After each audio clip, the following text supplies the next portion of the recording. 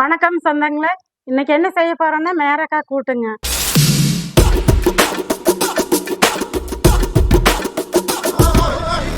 முப்பாட்டனுக்கு முப்பாட்டம், அவங்க காலத்துல விவசாயத்துல மிச்சமாகிற காய்கறியில வச்சு செய்யறத கூட்டு. அந்த கூட்டு பல வகை இருக்குதுங்க.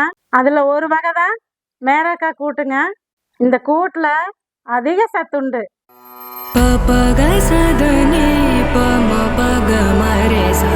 அதுக்கு இப்ப கடலப்பருப்பு வேக வச்சுக்கலாங்க. கடலப்பருப்பு 100 கிராம் எடுத்து வச்சிருக்கிறேங்க, போட்டுக்கலாங்க.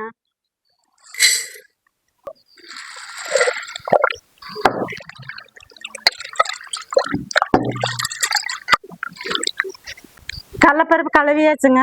1 டம்ளர் தண்ணி ஊற்றி வேக வச்சுக்கலாங்க. மஞ்சத்தூள் 1/2 ஸ்பூன் போட்டுக்கலாங்க.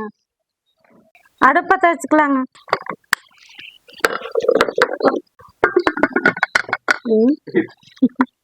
விசில் போட்டுக்கலாங்க. 3 விசில் வந்தா எடுத்துக்கலாங்க. கூட்டுக்கு அரைக்கிறதுக்கு தேவையான பொருள் போட்டுக்கலாங்க. 3 பச்சை மிளகாங்க, 1/4 மூடி தேங்காய், 4 பல் பூண்டு, சும்மா ஒரு 2 பட்டைங்க மணத்துக்காக தாளிக்கிற கொஞ்சம் போட்டுக்கலாங்க. ஒரு சின்ன துண்டு இஞ்சி, சின்ன ஸ்பூன்ல 1 ஸ்பூன் அரிசிங்க, சாப்பாட்டு அரிசி, சோம்பு கொஞ்சம், சீரகம் கொஞ்சங்க, எல்லாம் 1/2 ஸ்பூன் தான். கொத்தமல்லி கொஞ்சங்க, குருமிளகு கொஞ்சங்க, ஒரு 5 குருமிளகு போட்டா போதும். இவ்வளவுதான் தேவையான பொருள். போய் அரைச்சிட்டு வந்துடலாங்க. தேங்காய் அரைச்சிட்டு வந்துட்டேங்க, பார்க்கலாங்க. இந்த பதத்துக்கு அரைச்சிங்கன்னா போதுங்க. கொஞ்சம் பருவருப்பா அரைக்கணும்.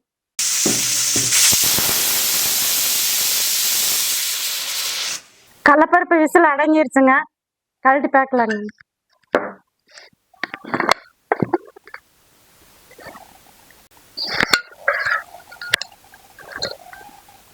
கடலப்பருப்பு வெந்துருச்சுங்க. காயை தாளிச்சு விட்டுறலாங்க. தாளிக்கிறதுக்கு எண்ணெய் ஊற்றிக்கலாங்க. கொஞ்சம் கடுகு போட்டுக்கலாங்க. கொஞ்சம் பட்டை, 2 கிராம்பு தான் போடணுங்க, போட்டுக்கலாங்க. வெங்காயம் போட்டுக்கலாங்க. நீங்க சின்ன வெங்காயம் வேணாலும் போட்டுக்கலாங்க. நாங்கள் பெரிய வெங்காயம் 1 பொடியா அரிஞ்சு போட்டிருக்கிறோம். கருவேப்பிலை போட்டுக்கலாங்க, ஒரு கொத்து. தக்காளி, சின்ன தக்காளியை 1 கட் பண்ணி வச்சிருக்கிறேங்க, உள்ள போட்டுக்கலாங்க.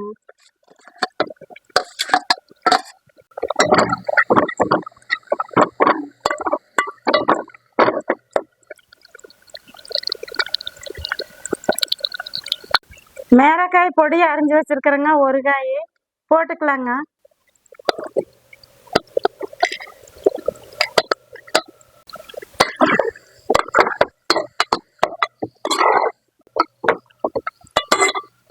காய்க்கெல்லாம் உப்பு போட்டிருக்கிறேங்க.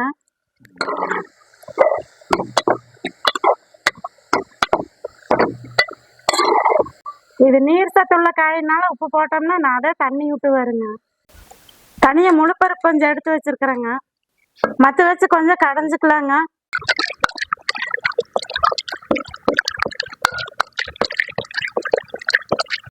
அரை பருப்பை கடைஞ்சி எடுத்துருக்குறேங்க, ஊற்றிக்கலாங்க.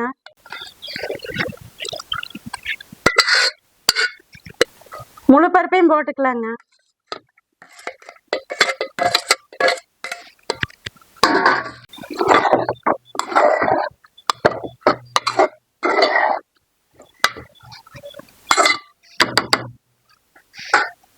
தேங்காய் அரைச்சிட்டு வந்தாங்களா, ஊற்றிக்கலாம்.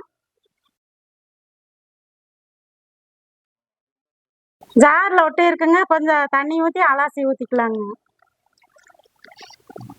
அப்படியே கலக்கி விட்டுக்கலாங்க. தண்ணி நிறைய ஊற்ற வேண்டாங்க, இதில் இருக்கிற தண்ணியே போகுது.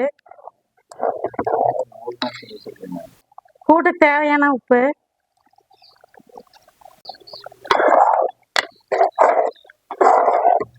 உள்ள அரிசி போட்டு அரைச்சதுனால கொஞ்சம் கெட்டியாகுது, இன்னும் கொஞ்சம் தண்ணி ஊற்றிக்கலாங்க.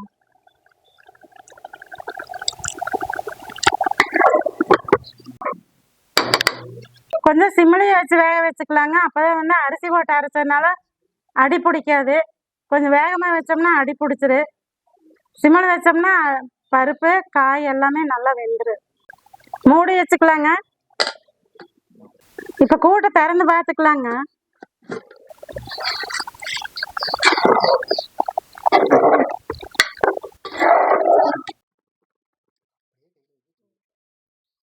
காய் பருப்பு நல்லா வெந்துருச்சு பாருங்க.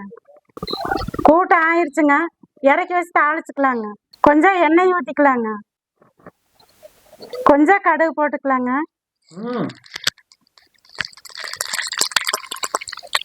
ரெண்டு வரமிளகா கருவேப்பிலை கொஞ்சம் போட்டுக்கலாங்க.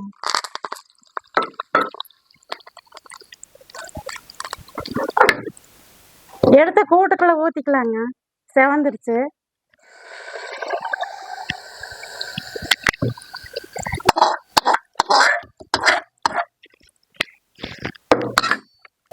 கொஞ்சம் மல்லித்தலை தூவிக்கலாங்க. சொந்தங்களே கூட்டு செஞ்சாச்சுங்க. சொல்ல மறந்துட்டேன்.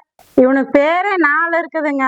மேரக்காயின்னு சொல்லுவாங்க, சவுச்சவுன்னு சொல்லுவாங்க, சீமக்கத்திரிக்காயின்னு சொல்லுவாங்க. அப்படியே நார்த் சைடு போனோம்னா சிந்தான்னு சொல்லுவாங்க. அந்த பேருக்கு தகுந்த மாதிரி நன்மை 4 இருக்குதுங்க.